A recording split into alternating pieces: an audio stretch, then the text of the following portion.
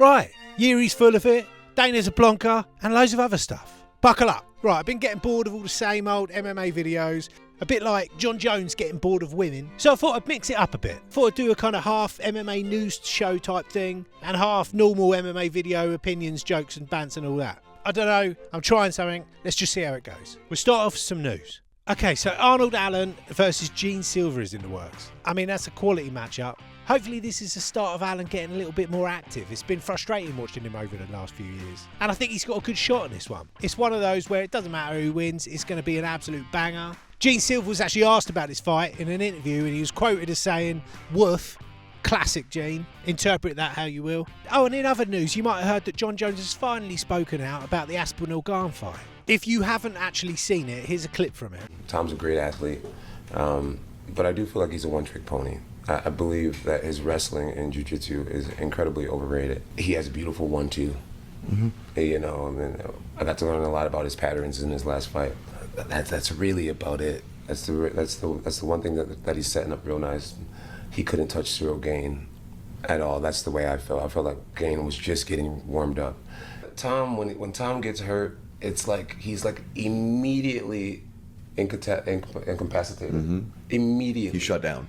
It's like you poke my eye and then he's like immediately. There was no like, same thing with Curtis Blaze. When he hurt his knee, there was no limping, there was no trying to get up. It was just like immediately. Well, there you go. Now, I'm not going to go all in on Jones. I'm not going to go on about how he beats women up and he's a piece of shit. I'm better than that. But one thing I will mention is that this Tom guy that is so unimpressive, you did turn down 30 million to fight him. That's all. It's just one of those things, the energy of that interview and those actions, they just don't really match up, do they? And then we've got old Whaley on social media showing off all her muscles.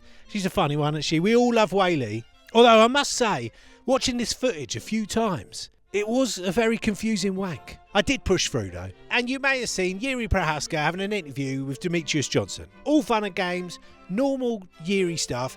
It did get me thinking though, right? There was this one bit where Mighty Mouse is asking him about all these crazy things he does, these weird kind of stunts or whatever. And he was saying that one time he did something like a jab and then a 1-2 or something like that, and he did it for 24 hours, just stood there doing it for 24 hours. DJ, bless him, doesn't know what to make of this, but Jiri maintains that he did it and comes up with some stupid reason, some spiritual retarded reason why he did it, right? But it did get me thinking. The thing is with Jiri, there's one of two things going on, right? Either he's not as retarded as he makes out, and actually he just makes his shit up. That sadly makes him less likable. Or he actually does do all this shit, like fucking 5 days in a dark room or whatever he was going on about, and actually standing there doing jab 1-2 for 24 hours.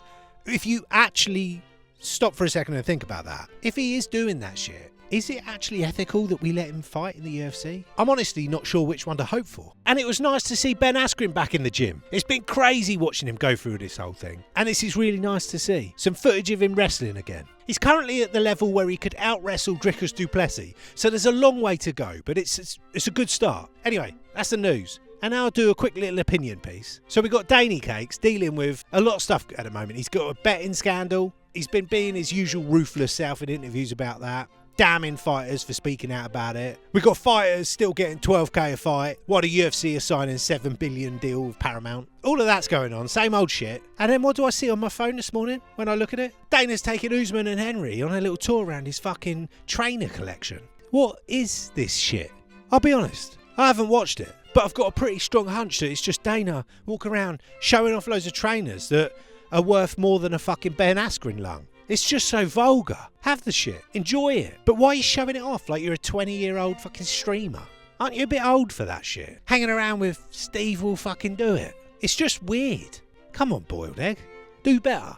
Anyway, moving on. I'll do a quick pick. I ain't going to go too deep. I'll just touch on a big up-and-coming fight. Might as well do JDM versus Islam, the fight everyone's talking about. I've heard Islam say that JDM isn't Volk, right? I get what he's saying, but he's clearly not giving JDM the credit that he deserves. Volk arguably beat Islam in the first fight, and at times in that fight made his wrestling look a bit almost useless. And a lot of that goes down to the extensive work that Volk did in his training camp with Craig Jones. JDM is also doing a lot of work with Craig Jones in his training camp for this fight. And maybe he's not Volk, maybe he is, whatever. But Volk is a featherweight and JDM is a welterweight. And that's a lot of a size difference if you're betting on the fact that he ain't Volk. Islam does like to play the games a little bit, so I'm sure it's just talk, and I'm sure he's taking him extremely serious, and I'm sure this is going to be one of the best fights of the year, so it's all good. But yeah, for me, tough fight for both of them, JDM all day.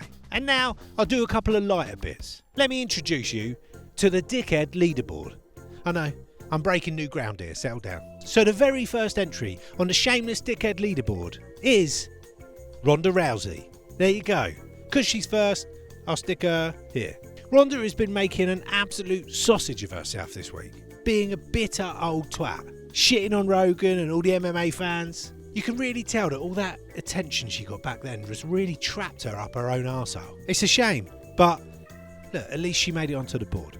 And now, for an even more elegant piece of sports journalism, the Filth of the Week, where I highlight the best thirst traps posted by the ladies of MMA this week. And this week's it's our old favourite, Tissue Tease, Paige Van Zandt. Well done, girl. And calm down, I've got a carrot for you. So there you go, we got through it. If it sticks, I was thinking at the end I might answer some questions from comments from the previous video, so drop them here and I'll do them next week. And if you like this video, watch this playlist of recent bangers. See you next time.